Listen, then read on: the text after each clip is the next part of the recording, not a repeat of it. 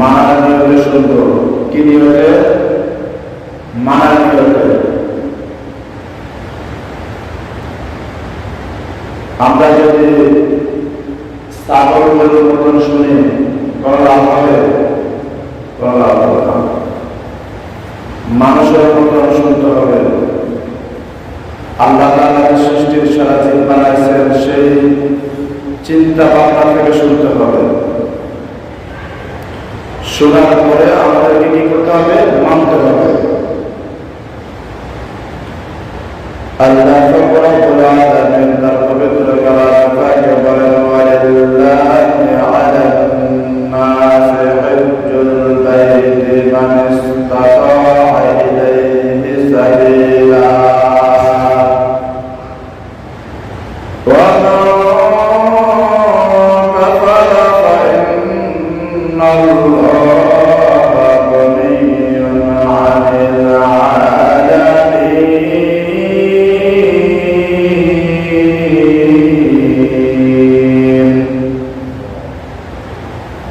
আমার আল্লাহ রাব্বুল আলামিন সারা পৃথিবীর সমস্ত মানুষের উদ্দেশ্যে বলতেছেন, ওরে দুনিয়ার মানুষ, তোমাদের উপর একটি অধিকার পাওয়া আছে।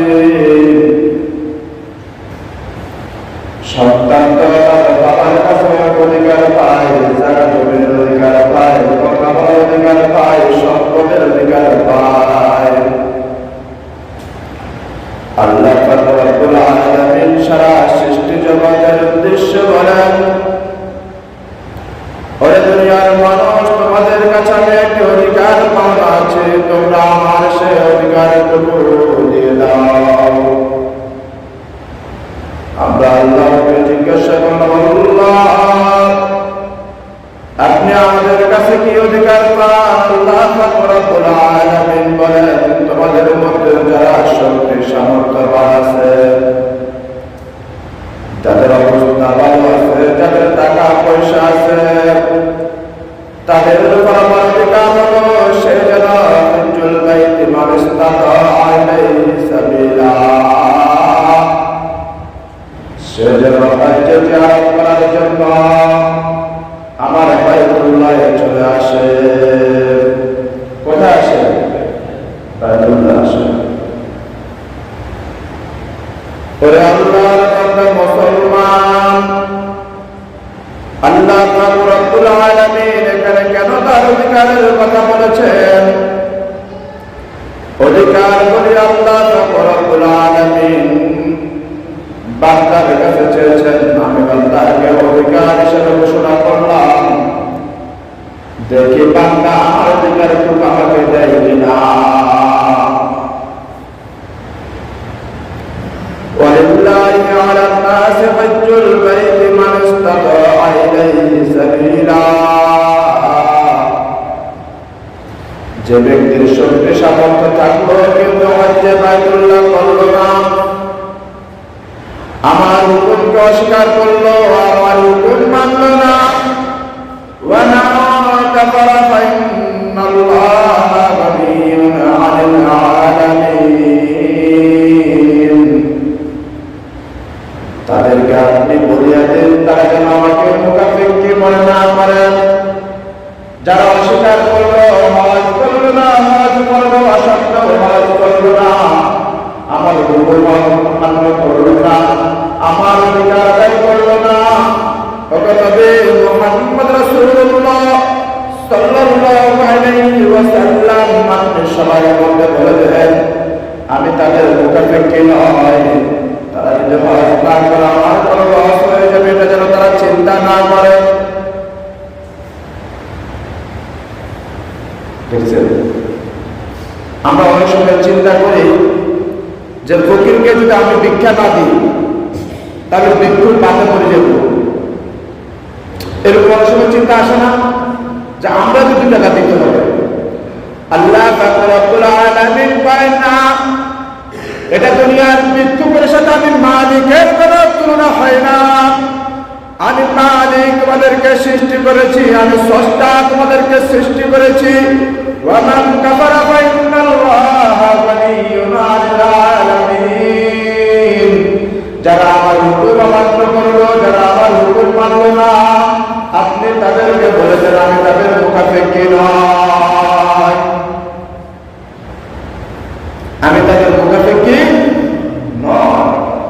ঘোষণা কার? আল্লাহ সুবহানাহু ওয়া তাআলা।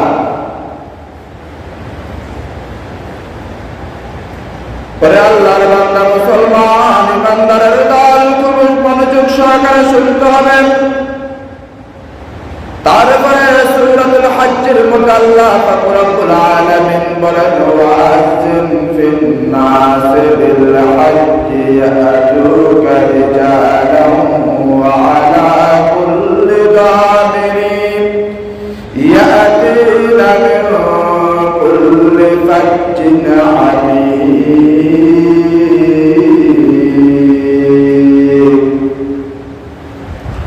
ওগুলোকে আপনি ঘোষণা করে দেন, আপনি মাইকিং করে দেন, আপনি সবাইকে জানাইয়া দেন আমি তাদের উপর হজ করা ফরজ করে দিয়েছি।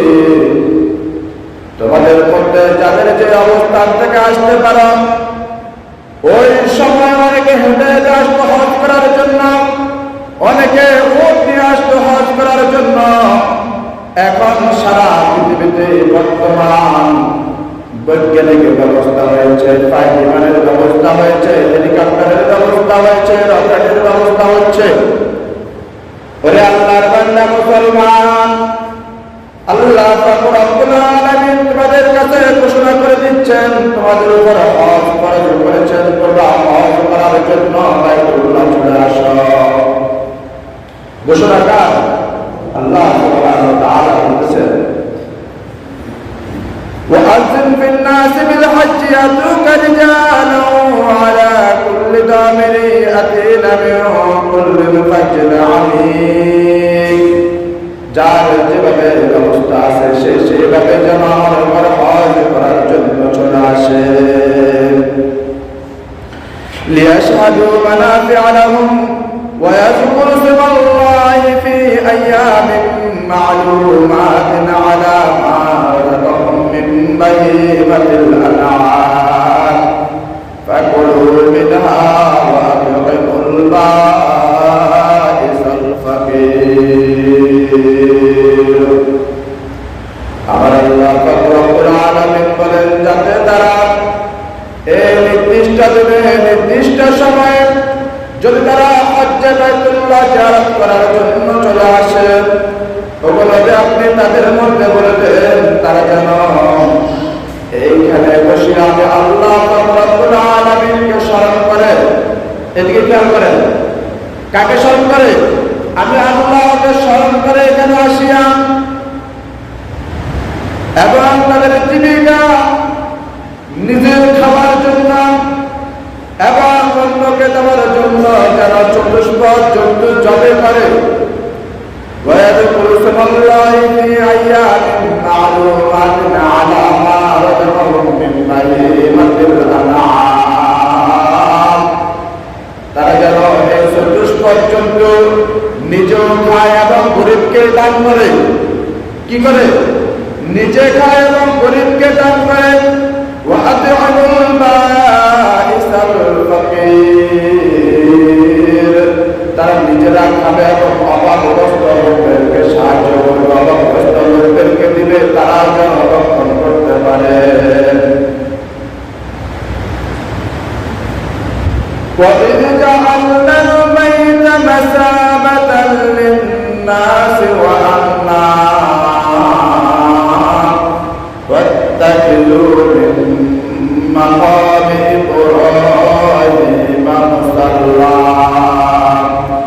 وَعَهِدْنَا إِلَىٰ إِبْرَاهِيمَ وَإِسْمَاعِيلَ أَن طَهِّرَ بَيْتِيَ لِلطَّائِفِينَ وَالْعَاكِفِينَ وَالرُّكَّعِ السُّجُودِ। আল্লাহ পাক রব্বুল আলামিন বলেন যখন আমি কাবাকে বাইতুল্লাহকে মানব জাতির জন্য সম্মেলন স্থল হিসেবে ঘোষণা করলাম, এই যে এখন সারা পৃথিবী থেকে সমস্ত মানুষগুলো একটা জায়গাতে একত্রিত হচ্ছে কি হচ্ছে না? হচ্ছে না? এজন্য আল্লাহ পাক রব্বুল আলামিন বলেন, আমি এই জায়গাকে সমাধি স্থল করলাম, সম্মেলন স্থল করলাম।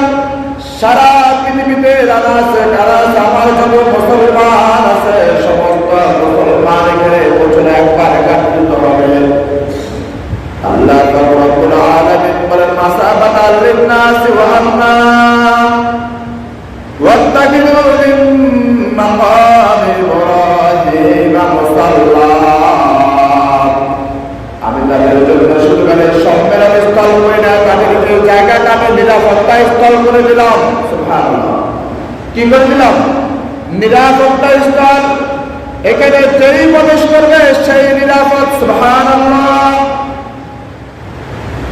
আমার আল্লাহ পাক রব্বুল আলামিন বলেন, ওয়াত্তাখিযু মিন মাকামি ইব্রাহিম মুসাল্লা। তোমরা ইব্রাহিমের দালানো জায়গায় নামাজের স্থান বানাও, এবং ইব্রাহিম আলাইহিস সালামকে আমি আদেশ করলাম, তোমরা আমার ঘরকে দাওয়াতকারীদের জন্য পবিত্র করে নাও। এখানে মানে হলো হযরত ইব্রাহিম আলাইহিস সালাম যেখানে দাঁড়িয়ে নামাজ পড়ছে, সারা পৃথিবীর সমস্ত মানুষদেরকে ঘোষণা করতেছেন, এই জায়গাটা আমাদের জন্য সম্মানের স্থল, সম্মেলন স্থল এবং নিরাপত্তা স্থল। এই জায়গায় এসে তোমরা নামাজ পড়ো। ওই জায়গাটা কোন জায়গা? বাইতুল্লাহ শরীফ, কাবা শরীফ যেটাকে আমরা বলি, মসজিদুল হারাম আমরা যেটাকে বলি, এই জায়গার মধ্যে তোমরা আসো। আর ইব্রাহিম আলাইহিস সালাম যেখানে দাঁড়িয়ে নামাজ পড়ছে সেখানে তোমরা নামাজ পড়ো। কিন্তু তারপরে যে কথাটা বললাম, তাহিদা বাইতাল তাইফিন, আমি হযরত ইব্রাহিম এবং হযরত ইসমাঈল আলাইহিস সালামকে বললাম, ও ইব্রাহিম ও ইসমাঈল, তোমরা এই জায়গাটাকে পবিত্র করে দাও, পরিষ্কার করে দাও। আমরা সবাই যারা আল মসজিদ বাইতুল্লাহ বলি না, আল মসজিদ বাইতুল্লাহ, আমরা বলি এই মসজিদটা বাইতুল্লাহর একটা অংশ, বলি না? আমাকে বলেন তো, যদি ওইখানে আল্লাহ পাক রব্বুল আলামিন হযরত ইব্রাহিম এবং হযরত ইসমাঈলকে মসজিদ পরিষ্কার করতে বলে, মসজিদ পবিত্র করতে বলে, তারা আপনাদের মসজিদ পবিত্র করার দায়িত্ব কার? ইমাম মসজিদকে। ওয়াত্তাখিযু মিন মাকামি ইব্রাহিম মুসাল্লা ওয়া আহিদনা ইলা ইব্রাহিম ওয়া ইসমাঈল আন তাহিরা বাইতিয়া লিত-তাইফিনা ওয়াল আকিফিনা ওয়ার রুকআইস সুজুদ। আমার বান্দারা যেখানে সিজদা করবে, আমার বান্দা যেখানে রুকু করবে, আমি ইব্রাহিম আলাইহিস সালাম এবং হযরত ইসমাঈল আলাইহিস সালামকে বললাম, ওই জায়গাটাকে পবিত্র করো। আমি তাদেরকে দায়িত্ব দিয়ে এই জায়গাটা পবিত্র করালাম। কিন্তু আমরা যে মসজিদে রুকু করি, সিজদা করি, আল্লাহর হুকুম আদায় করি, করি কি করি না? আল্লাহর হুকুম আদায় করি। এই মসজিদ পবিত্র করবে কে? মসজিদ পরিষ্কার করবে কে? এই মসজিদের পরিষ্কারের দায়িত্ব কিন্তু হলো যারা মসজিদের দায়িত্বশীল তারা। কিন্তু আমরা এমন মুসলমান আবেগে আপ্লুত হইয়া আমরা ইমাম সাহেবদেরকে দিয়া টয়লেট পরিষ্কার করি, ইমাম সাহেবকে দিয়া টয়লেট পরিষ্কার করাই, ইমাম সাহেবকে দিয়ে আমরা মুসলমানরা পরিষ্কার করাই। যে ইমামকে দিয়ে আমি টয়লেট পরিষ্কার করাইলাম, সেই ইমামকে নেতা মানলাম। যে ইমামকে একটু আগে দিয়ে প্রস্রাব করে পরিষ্কার করাইলাম, ওই ইমামের পিছনে আমি ইক্তেদা করলাম। একটু আগে যে ইমামকে দিয়ে আমি গোসলখানা পরিষ্কার করলাম, সেই ইমামের পিছনে আমি ইক্তেদা করলাম। আমি কেমন মুসলমান? বুঝলেন? ওরে আল্লাহর বান্দা মুসলমান, খুব সাবধান, খুব সাবধান। নেতাকে দিয়ে নেতৃত্ব করানো যায়, নেতাকে দিয়ে টয়লেট পরিষ্কার করানো যায় না।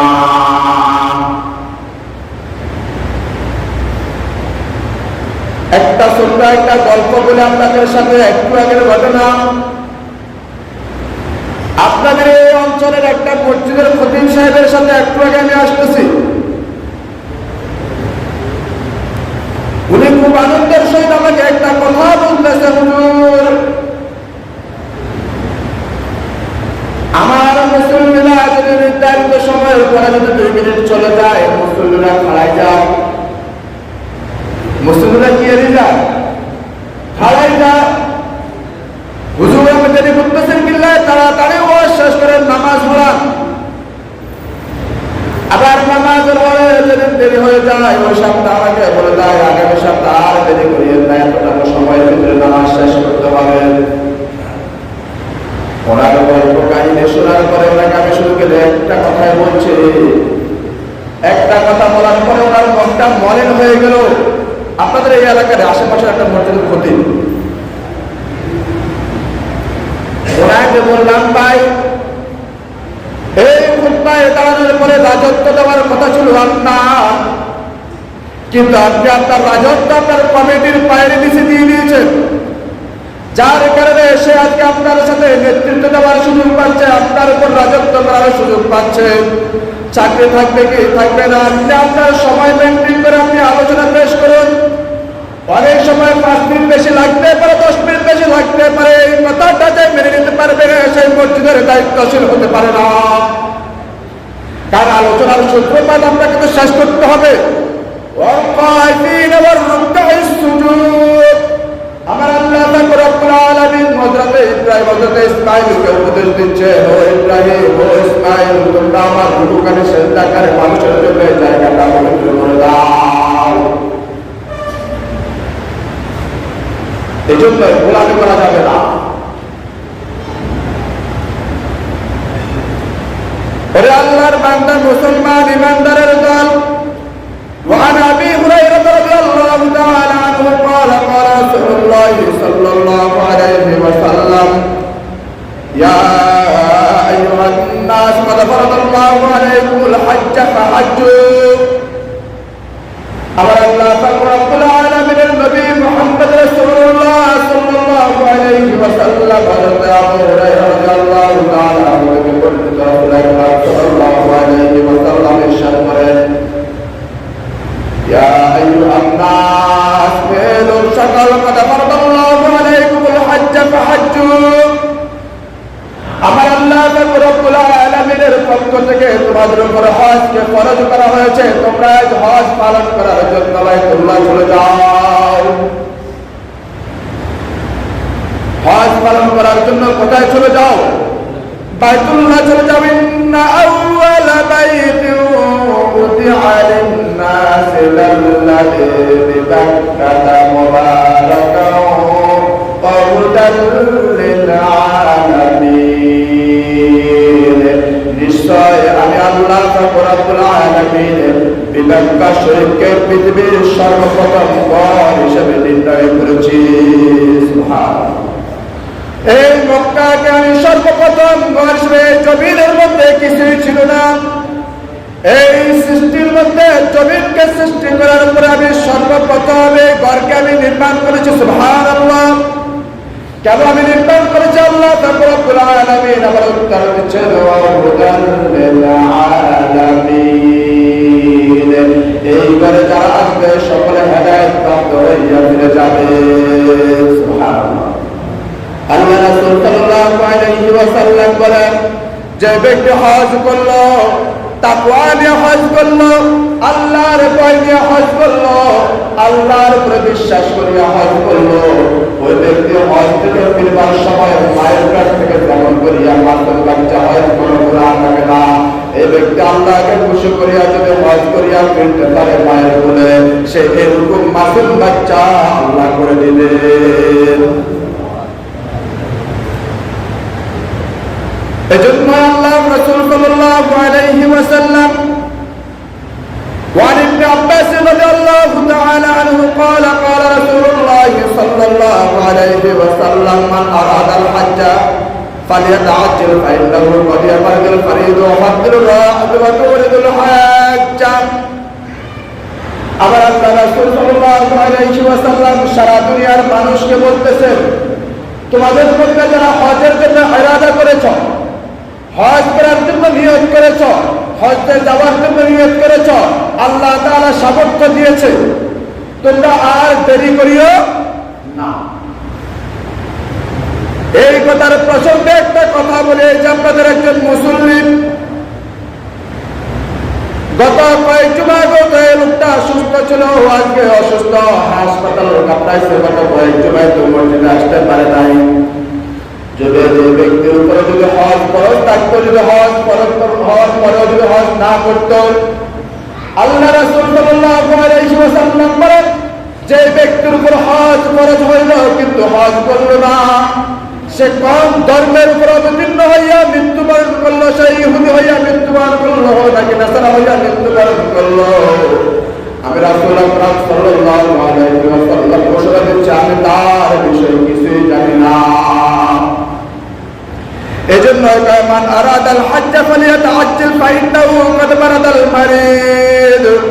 তোমরা যখন হজ করার জন্য আলাদা করবে, হজ করে নেবে, যেহেতু যে কোনো মুহূর্তে তুমি অসুস্থ হতে পারো, যে কোনো মুহূর্তে তোমার হজটা হারাই যেতে পারে, যে কোনো মুহূর্তে তোমার সম্পদ নষ্ট হয়ে যেতে পারে, এই জন্য হজ ফরজ হওয়ার সাথে সাথে তোমাদেরকে হজ করতে হবে। হজ করার বিধানের মালিক কে? আল্লাহ সুবহানাহু ওয়া তাআলা। হজ করতে হবে যাদের উপরে হজ ফরজ। বয়স্ক হলে হজ করার চিন্তা করিয়েন না, শরীরে শক্তি থাকা অবস্থায় সামর্থ্যবান হইলেই হজ করে দিবেন ইনশাআল্লাহ। সম্মানিত মুসলিম